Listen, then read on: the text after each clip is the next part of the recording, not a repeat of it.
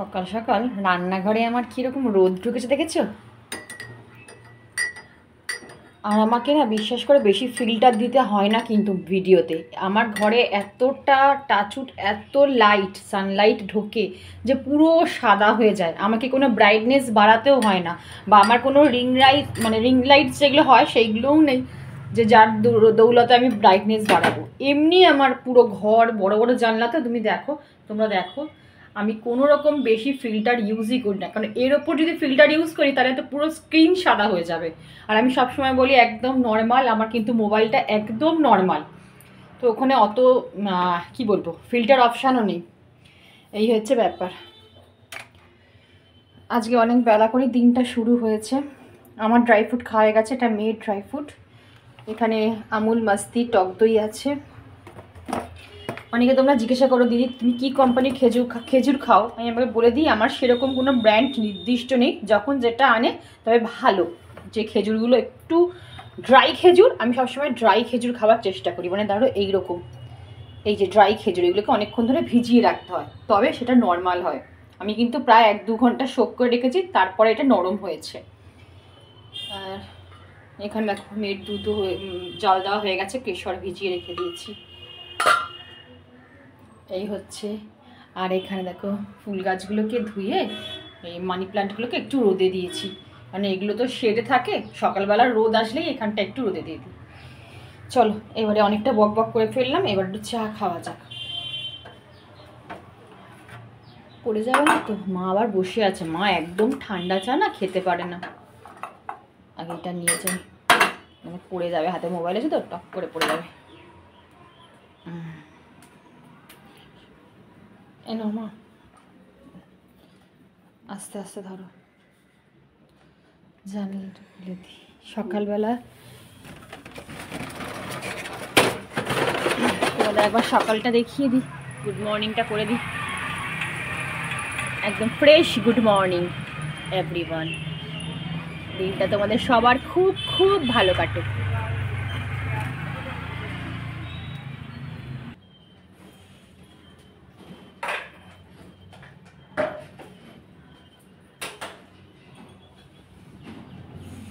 Good morning everyone, welcome to my channel. আমি শর্মিষ্ঠা। আশা করি আমার সকল বন্ধুরা অনেক অনেক ভালো আছো আর সুস্থ আছো। প্রত্যেক দিনের মতন আজও একটা নতুন ভিডিও নিয়ে তোমাদের সামনে চলে এলাম। আশা করি ভিডিওটা তোমাদের খুব খুব ভালো লাগবে। আর এখানে দেখো এই বেলুন চাকিটা এখানে রোদ করেছে, কাল রাতে রুটি হয়েছিল তো মাজা হয়ে গেছিল, কিন্তু তো তখন ওটা স্যাঁতস্যাঁতে ভাবছিল, ওই জন্য যখনই রোদ আসে আমি আগে বেলুন চাকিটাকে ভালো করে একটু শুকিয়ে নিই, ড্রাই করে নিই, তারপরে কিন্তু প্লাস্টিকে তুলি।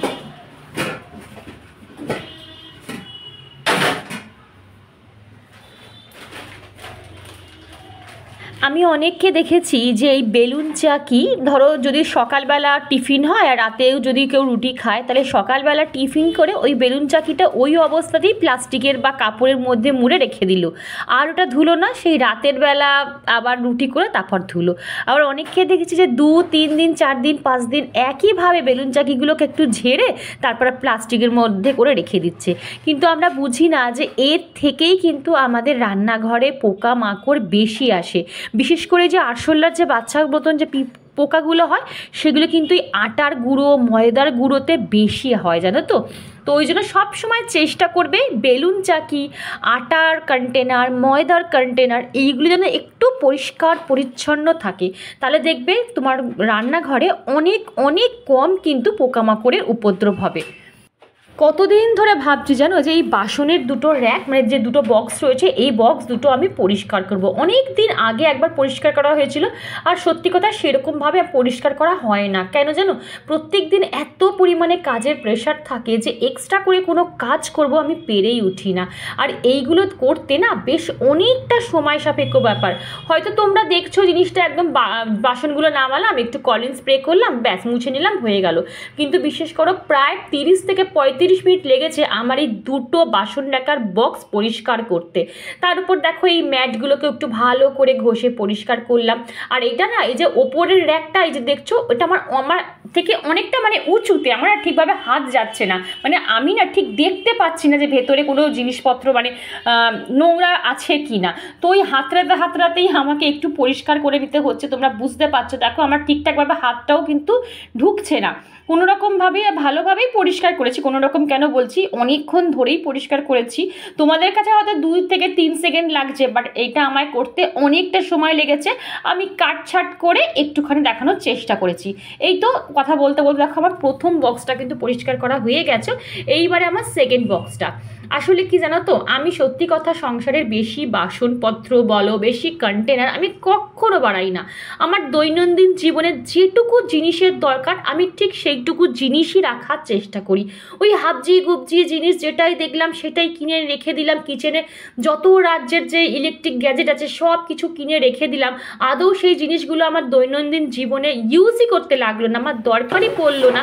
শুধু শো আপের জন্য বা মনের স্যাটিসফ্যাকশনের জন্য কিনে একদম বোঝাই করে রেখে দিলাম, তারপর ঠিকঠাকভাবে পরিষ্কার করে উঠতে পারলাম না, আর পোকা মাকড়ের উপদ্রব হয়ে গেল।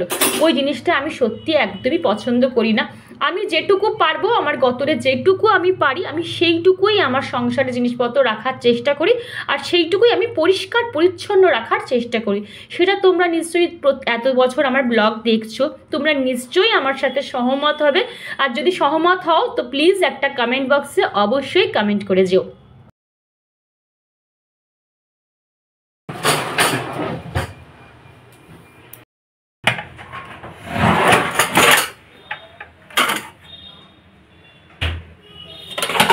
তো এইভাবে দেখো আমি কিন্তু সুন্দরভাবে যে কটা প্রয়োজন আমার কাছে সে কটাই বাসন রয়েছে। দেখো পুরো সুন্দরভাবে কিন্তু বাসনের জায়গাটা আমার অর্গানাইজ করে রাখা। ওপরটাও তোমাদের দেখিয়ে দিয়েছি, এই যে উপরে। তো বন্ধুরা, ছোট্ট জায়গায় আমি এইভাবেই কিন্তু বাসনপত্র পরিপাটি করে মানে ঠিকঠাকভাবে রাখার চেষ্টা করি। আর এই যে দুটো বক্স দেখলে না, এই বক্স দুটো কিন্তু আমি অনেক মাথা খাটিয়ে তারপরে আমি করিয়েছিলাম, মানে কার্পেন্টারকে দিয়ে করিয়েছিলাম। যাই হোক, তো চলো আর একটা ছোট্ট কমেন্ট পড়ে নিই। ও আমার অনেক পুরনো সাবস্ক্রাইবার বোন, ওর নাম হচ্ছে রূপস ওন লাইফ থেকে ও কমেন্ট করেছিল, নামটা আমি ঠিক জানি না। ও আমায় কমেন্ট করে বলেছিল যে দিদি ভাই তোমার ভিডিও দেখতে আমি এতটুকু বোর ফিল করি না, তবে তুমি যদি একটু অর্গানাইজারের ভিডিও দাও, মানে কিভাবে ফ্রিজ অর্গানাইজ করে রাখবো, কিভাবে আলমারি অর্গানাইজ করে রাখবো, এইগুলো তোমার ভিডিওর থেকে আমি দেখতে চাই। তো বলি বোন দেখো, অর্গানাইজারের ভিডিও আমি বানাতে পারি, কিন্তু কি জানো তো, এই ভিডিও অর্গানাইজারের ভিডিও বানাতে গেলে না অনেকটা সময় সাপেক্ষ ব্যাপার গো। মানে একটা ভিডিওর মধ্যে আমি হয়তো কমপ্লিট করে দেখিয়ে উঠতে পারবো না। আর তাছাড়া বুঝতে পারছো সংসারের আরও অনেক এক্সট্রা কাজ থাকে। তো সে রান্না করা থাকে, বাসন মাজা থাকে, ঘর ঝাড় দেওয়া থাকে, পুজো করা থাকে, গাছে জল দেওয়া থাকে, এক্সট্রা তো প্রচুর কাজ থাকে। তো সেইগুলো আমি করে উঠতে পারি না। তবে প্রত্যেকটা দিন যদি তুমি আমার ভিডিও ফলো করো, তুমি কিছু না কিছু অন্তত মানে কি বলবো জানতে পারবে বা শিখতে পারবে। আজকে তো তোমাদের দেখালাম, দেখো ছোট্ট একটা জায়গার মধ্যে আমি কিভাবে বাসনপত্র সুন্দরভাবে অর্গানাইজ করে রাখি। এটাও বলতে পারো কিচেন অর্গানাইজ কিভাবে করবে, ছোট্ট কিচেন, সেটাও একটা দেখিয়ে দিলাম। এরপর তোমাদের একদিন ফ্রিজ আমি কিভাবে অর্গানাইজ করব সেইটাও ভিডিও করে তোমাদের দেখিয়ে দেবো। আমাকে শুধু একটু সময় দিতে হবে বন্ধু। আমি একবার বললেই পরের দিন আমি ভিডিও সত্যি করে উঠতে পারি না। আমার মতন যারা সাংসারিক মানুষ তারা নিশ্চয়ই আমাকে বুঝবে যে একটা সংসারে কত রকমের কাজ থাকতে পারে।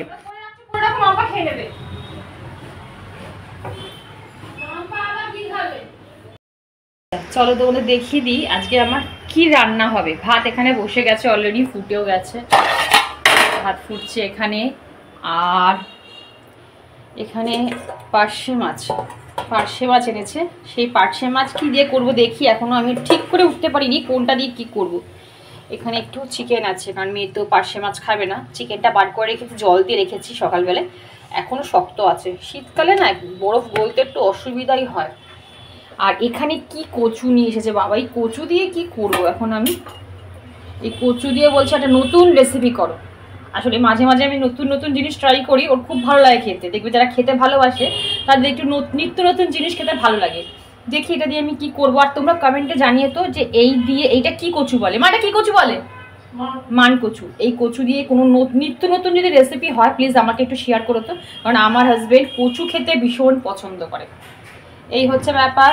আর এই চলো এবার একটু চা খেয়ে নিই। এটা সেকেন্ড রাউন্ডের চা, শীতকাল তো এখন মোটামুটি একটু চা চলবে বা কিছু ভালো নেই। তার পাম্পটা চালিয়ে আসি।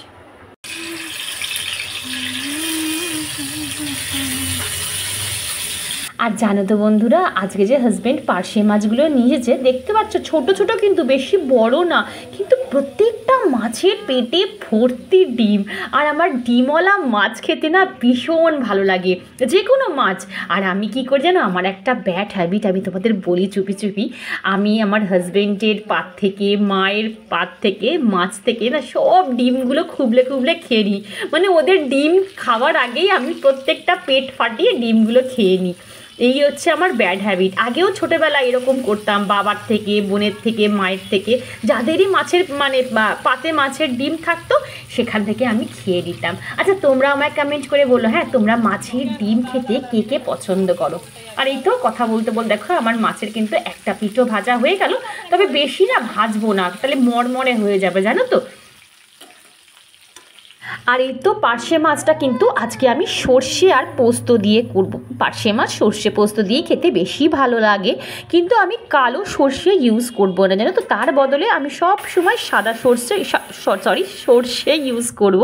মাঝে মাঝে সতে একটু আমার সমস্যা হয়, বুঝতেই পারছো। যাই হোক, তো আমি এখানে সাদা সর্ষে ইউজ করব, কারণ কালো সর্ষে আমার ফ্যামিলির কোনো মানুষেরই ডাইজেস্ট হয় না। আমার কেন অনেকেরই কালো সর্ষেটা একদমই ডাইজেস্ট হয় না। অনেকে বলবে যে যদি ছেঁকে খাও তাহলে কোনো অসুবিধা হয় না, বিশ্বাস করো আমি ছেঁকেও খেয়েছি, তাতেও আমার পেট কামড়েছে। ওই জন্য আমি কালো সর্ষের পাট পুরোপুরি উঠিয়ে দিয়েছি। কোনো সময় ফোড়নে দিই, কোনো কিছু হয়তো টকের ডাল করলাম বা ওই চিড়ের উপমা করলাম তখন হয়তো দিই, না হলে আমি কালো সর্ষে ইউজই করি না। আর এই তো কথা বলতে বলতে যে এই অল্প চিকেনটা দেখছো, এই চিকেনটা কিন্তু আমি মেয়ের জন্য করেছি, মানে এটা শুধু মেয়ে খাবে, মেয়ের জন্য দুবেলা করে রাখলাম। আর আমার হাজব্যান্ডের চিকেনটা অন্যরকমভাবে করব। তো এই তো কিছু করার নেই, বুঝতে পারছো, মেয়েকে সবজি খাওয়াতেই হবে। তো এর মধ্যে কিন্তু সবজি রয়েছে, কিন্তু তোমরা কেউ বুঝতে পারছো যে এর মধ্যে সবজি রয়েছে। এই রেসিপিটাও একদিন তোমাদের সাথে শেয়ার করব। যাদের বাচ্চারা সবজি খেতে পছন্দ করে না তারা এইভাবে রান্না করে খাওয়াতে পারে। এইবারে আসি তোমাদের মেন কথায়। এখন আমি এডিট করতে বসে দেখি আমার অর্ধেক ক্লিপিংসই ডিলিট হয়ে গেছে। আমি জানি না কি করে ডিলিট হলো, আমি তো ডিলিট করিনি। তো দেখছি যে আমি রান্না করার যে ভিডিও করেছিলাম, কিভাবে রান্না করলাম, ব্রেকফাস্ট করেছিলাম আজকে একটা নতুন ধরনের, সেই ব্রেকফাস্টের কোনো ভিডিও আমি খুঁজে পাচ্ছি না। মনটা এত খারাপ হয়ে গেল বন্ধুরা, বলে বোঝাতে পারবো না। এত কষ্ট করে ভিডিওগুলো করলাম, এখন আমি একটা ভিডিও খুঁজে পাচ্ছি না। মানে ভাগ্যবশত কিছু কিছু ক্লিপিংস ছিল, তার দৌলতে আজকে তোমাদের কাছে এই ব্লগটা আমি পৌঁছাতে পারলাম, না হলে আমি হয়তো ব্লগটা দিতেই পারতাম না। আর এইটা না, এই ঘটনাটা আজকে আমার সাথে প্রথম ঘটলো না তা না, কিন্তু এর আগেও বেশ কয়েকবার না এরকম ভিডিও আমার মোবাইল থেকে ডিলিট হয়ে গেছে। তারপর লেখা আছে যে this video does not supported, মানে ভিডিও করেছি বলছে এই ভিডিওটা কি আমার মোবাইলে সাপোর্টই করছে না। তাহলে ভাবো কীরকম ভুতুরে আমার ফোন হয়ে গেছে।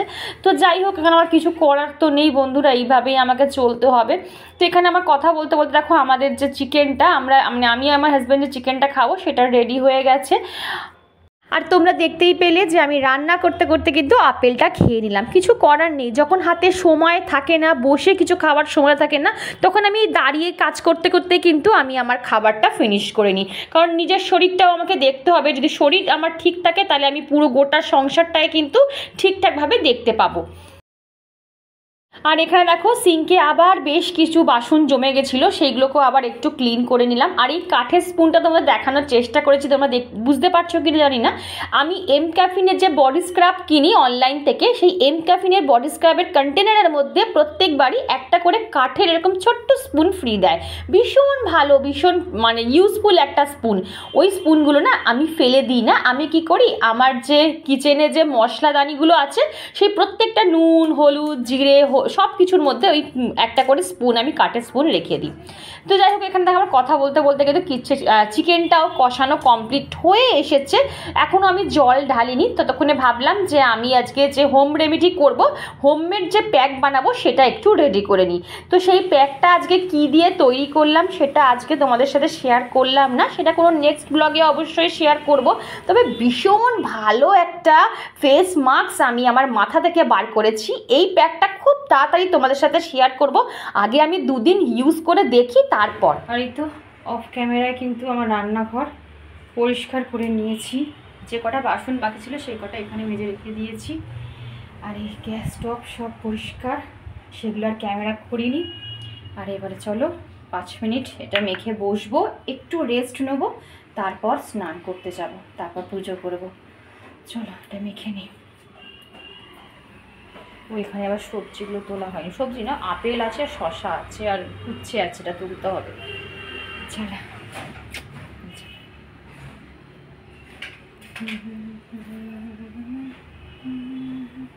হ্যাঁ, তো রান্না সব রেডি, তোমাদের দেখিয়েছি কি রান্না হয়েছে না হয়েছে সবই। এখানে ওলটা দেখো ভাতে দিয়েছি আজকে, ওলটা কাঁচা লঙ্কা তেল, এই সরি ওল না কি জানো মা, মানকচু। এই তো এটা হচ্ছে এমনি ঝোল ঝোল একটু রান্না করেছি মাংসের। এখানে ডাল রয়েছে, মুগের ডাল রয়েছে, বাবাটা কি গরম, নামানো যাচ্ছে না। এখানে মেয়ের জন্য মাংস রয়েছে, কষা মাংস রয়েছে, আর ওটা ভাত। এই হচ্ছে ব্যাপার। চলো অনেকটা দেরি হয়ে গেছে, পুজো হয়নি এখন আমার।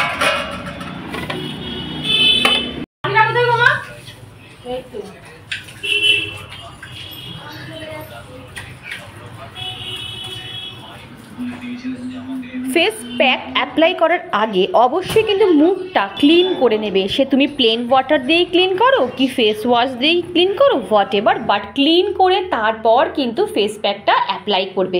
কথা বলতে বলতে দেখো আমার হাজব্যান্ডও কিন্তু কাজ থেকে ফিরে এসেছে বাড়িতে, তাড়াতাড়ি করে আমি প্যাকটা অ্যাপ্লাই করে নিলাম। আরে কবে থেকে মারতে পারি না, সিরাম শীত পড়েছে না, সিরাম কিনে দাও না গো, এরকম করো কেন? এক ফোঁটা মোবাইলে চার্জ নেই, এখানে সবার ফোনের চার্জ দেওয়া আছে ফোনে। এবার আমি কিসে চার্জ দেবো বলো, কি বলবো বাবা রে। আজকে যে ভিডিওটা দেখছো এটা কিন্তু সোমবারের ভিডিও। তো এখানে আমি বাবা ভোলানাথের আরাধনা করে নিয়েছি। আর ভিডিও শেষ করার আগে আমি আমার সকল বন্ধুদের, দিদিদের অনেক অনেক ভালোবাসা জানিয়ে ভিডিওটা এন্ড করতে চাই। তোমরা আমার হাজব্যান্ডের বার্থডের দিন এত পরিমাণে উইশ করেছো, এত সুন্দর সুন্দর কমেন্ট করেছো। প্রত্যেকটা কমেন্ট আমি পড়ে পড়ে আমার হাজব্যান্ডকে শুনিয়েছি। আর ও এত খুশি হয়েছে, ও আমাকে বলেছে দেখো আমি তো ভিডিওতে এসে কথা বলতে পারি না, তুমি তো জানো, কিন্তু আমার হয়ে তুমি আমার বয়োজ্যেষ্ঠ দিদিদের প্রণাম জানিয়ে দিও আর ছোট বোনদের অনেক ভালোবাসা জানিয়ে দিও। সত্যি কথা, কত সুন্দর সুন্দর কমেন্ট তোমরা করেছো।